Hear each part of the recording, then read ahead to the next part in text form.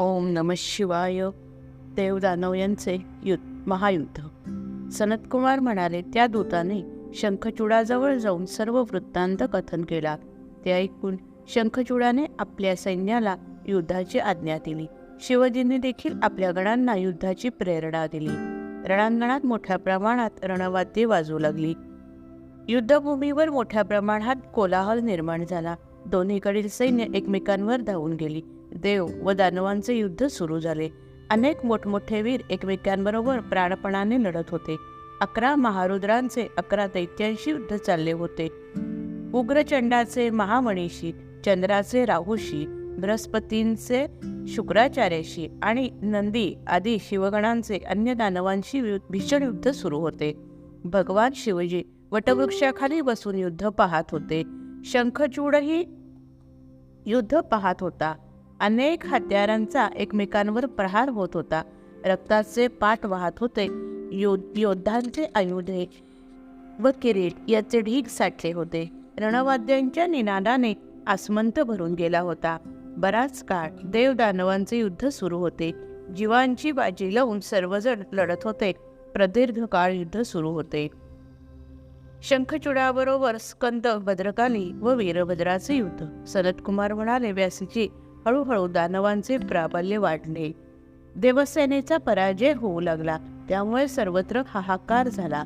काही देवगण रणांगणातून निघून गेले. त्यावेळी प्रतापी स्कंद युद्धभूमीवर गेला. त्याने अनेक दानवांच्या सैन्याला ठार केले.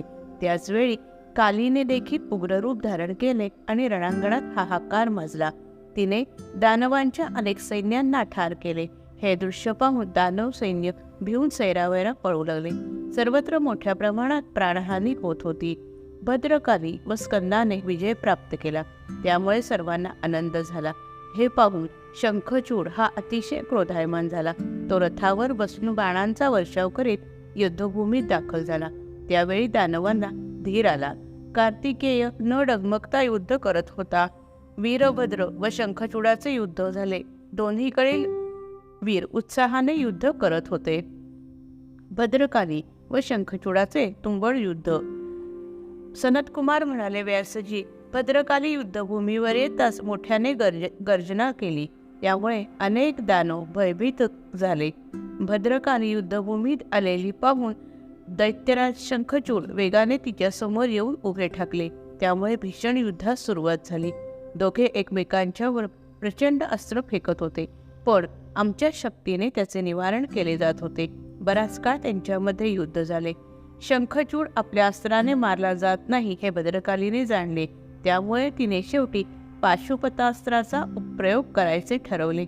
एवढ्यात आकाशवाणी झाली, हे देवी, पाशुपतास्त्र अमोघ असले तरी त्याच्यापासून शंखचूडाचा मृत्यू होऊ शकणार नाही. तरी त्यासाठी तू दुसरा उपाय शोधा. ही आकाशवाणी ऐकून देवीने पाशुपतास्त्र सोडले नाही. ती दानव सेनेत गेली आणि अनेक वीरांना मारून टाकले. शंखचूडाला मारण्यासाठी धावली. त्यावेळी रौद्रास्त्र सोडून शंखचूडाने आपला बचाव केला. शंखचूडाला गरागरा फिरवून खाली आपटले तरी तो पुन्हा उठून बसला. शंखचूडाला मारले जाणे आपल्या हातून शक्य नाही हे भद्रकालीने जाणले. शंखचूडाच्या सेनेचे पलायन. सनतकुमार म्हणाले, व्यासजी, भद्रकालीचा प्रभाव चालेना हे शिवजींनी जाणले व ते वृषभावर बसून युद्धभूमीवर आले. त्यांचे बरोबर वीरभद्र, भैरव आणि क्षेत्रपाल होते. शिवजी स्वतः रणभूमीवर आले तेव्हा शंखचूडाने त्यांना साष्टांग नमस्कार घातला. त्यानंतर ते रथावर आरूढ झाले. त्यांनी शिवजींना युद्धाचे आवाहन दिले. ते सातत्याने बाणांचा वर्षाव करू लागले. शिवजीने ते सर्व बाण छेदून टाकले. शिवजींनी आपल्या बाणाने शंखचूडाच्या खडगाचे व ढालीचे तुकडे केले. शंकरांनी मोठ्याने डमरू वाजवला आणि दानवसेना भयभीत झाली. शिवगणांचा उत्साह वाढला. शिवजीने आपला त्रिशूल शंखचूडाच्या अंगावर फेकला. त्यामुळे तो मूर्छित झाला, पण थोड्या वेळात तो पुन्हा उठला. शंखचूडाच्या सेनेचा संहार होत होता. अनेक असुर मारले गेले. त्यामुळे दानव व वीर मिळेल त्या वाटेला पळत सुटले. शिवजींकडून शंखचूडाचा वध. सनतकुमार म्हणाले, व्यासजी, आपल्या सैन्याचा पराभव होत असलेला पाहून शंखचूड अतिशय क्रोधायमान झाला. त्याने महादेवाबरोबर युद्ध करण्यास सुरुवात केली आणि त्याने अनेक अस्त्रे सोडली, परंतु महादेवाने ती नष्ट करून टाकली. शंखचूडाने मायावी रूप धारण केले. शिवाजीने ते मायावी रूप जाणले आणि शंखचूडाला पुन्हा मूळच्या रूपात आणले. शिवाजीने दिव्य त्रिशूळ त्याच्यावर फेकणार होते, पण तेवढ्याच आकाशवाणी झाली, शंखचूडाला विष्णूंचे दिव्य कवच आहे, तसेच त्याची पत्नी पतिव्रता आहे, तोपर्यंत वध होऊ शकत नाही. हा ब्रह्माजीचा वर आपण खरा करा. ही आकाशवाणी ऐकून शिवाजी थांबले. त्यावेळी श्रीहरीने ब्राह्मणाचे रूप धारण केले. ते शंखचूडाच्या जवळ गेले. शंखचूडाने नमस्कार केला व आपणास काय हवे असे विचारले. ब्राह्मण म्हणाले, आधी मला वचन दे की मी मागेन ते देईन. त्याप्रमाणे शंखचूडाने वचन दिले. त्यावेळी त्या ब्राह्मणाने कवच मागून घेतले. शंखचूडाने ते कवच दिले. त्यावेळी शिवाजींनी विजय नावाचा त्रिशूल आकाशात फेकला व तो शंखचूडाला लागून शंखचूडाला लागून तो मृत्यू पावला. त्यामुळे सर्वत्र शांतता नांदू लागली. तुलसीने श्री विष्णूंना दिलेला शाप. व्यास सनतकुमारांना म्हणाले, श्री विष्णूंनी शंखचूडाच्या पवित्र पत्नीला तुलसीला कशा प्रकारे धर्मभ्रष्ट केले ते सांगा. सनतकुमार म्हणाले, रणांगणामधील आकाशवाणी ऐकून शिवाजींनी श्रीहरीला पुढील कार्याची प्रेरणा दिली. श्रीहरीने कवच काढून घेतले आणि शंखचूडाचे रूप घेऊन त्यांच्या नगरीत आले. शंखचूडाने नगरीत प्रवेश केल्यावर पत्नीला आनंद झाला. तिच्या डोळ्यातून आनंदाश्रू वाहू लागले. त्या रात्री ती पतीशी रममाण झाली. त्यावेळी कळाले की हा पती नसून मायावी रूप धारण केलेला परपुरुष आहे. शंखचूडाच्या पत्नीने त्यांना पाषाण होशील असा शाप दिला. त्यावेळी शंकर तेथे प्रकट झाले. ते तुलसीला म्हणाले, तू रडू नकोस. हे शरीर सोडून तू दिव्य रूप धारण कर. तू खूप तपश्चर्या केली आहेस. तुझ्या देहाचा त्याग होताच तू नदी होशील. ती गंडकी नदी म्हणून प्रसिद्ध पावेल. तू तुळशीचा वृक्ष होशील. तू वैकुंठात दिव्य रूपाने राहशील. श्रीहरी नदीच्या किनाऱ्यावर पाषाण म्हणून राहतील. त्या पाषाणाला कीटक भेदून ते नदीत पडतील. त्याला छिद्रे पडून ते शाळीग्राम म्हणून प्रसिद्ध पावतील. शाळीग्राम व तुळशीचे लोक पूजा करतील. एवढे सांगून शिवजी अंतर्धान पावले. वराह रूप धारण करून हिरण्याक्षाचा वध. नारद ब्रह्मदेवांना म्हणाले, शिवाजींनी आणखीन कोणत्या लीला केल्या ते आपण मला सांगावे. देवांचे चक्रवर्ती शिवप्रभू गिरिजेसह काशीला आलेले होते. लोकांच्या कल्याणासाठी त्यांनी काशीलाच वास्तव्य केले. काशी ही राजधानी बनवली. भैरव नावाच्या वीराला रक्षक म्हणून ठेवले.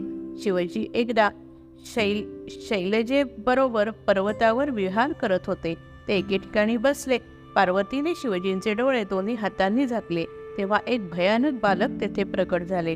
पार्वतीने शिवजींच्या डोळ्यांवरील हात काढला आणि शिवजींना विचारले, हे बालक कोण आहे? शिवजी म्हणाले, माझ्या घामातून अंधक नावाचे बालक निर्माण झाले आहे.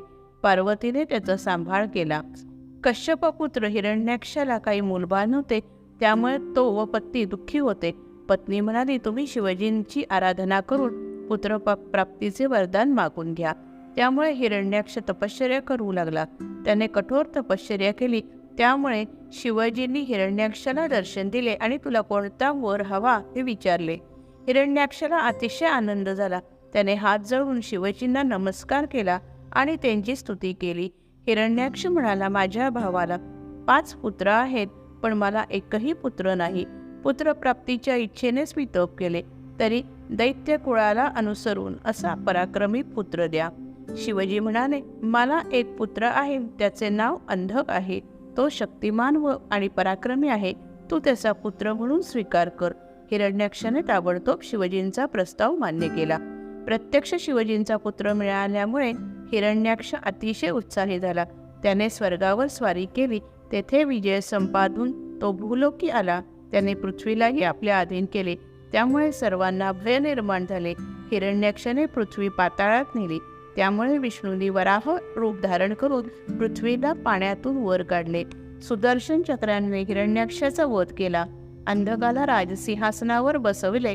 हिरण्याक्षाचा वध झाल्यामुळे सर्व प्राणी मात्र सुखी झाले. जय जय रघुवीर समर्थ.